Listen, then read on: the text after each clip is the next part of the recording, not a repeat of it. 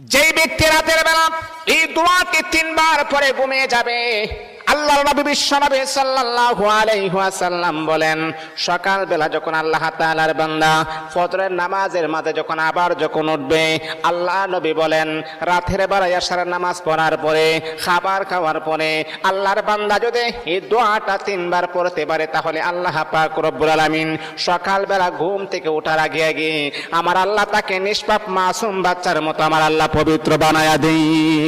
দোয়াটা সবাই আমরা জানি, আমরা সবাই কিন্তু দোয়াটা জানি, কিন্তু আমরা আমল করি না। দোয়াটা হলো আস্তাগফিরুল্লাহাল্লাযী লা ইলাহা ইল্লা হুয়াল হাইয়ুল কাইয়্যুম ওয়া আতুবু ইলাইহি লা হাওলা ওয়ালা কুওয়াতা ইল্লা বিল্লাহিল আলিয়্যিল আযীম।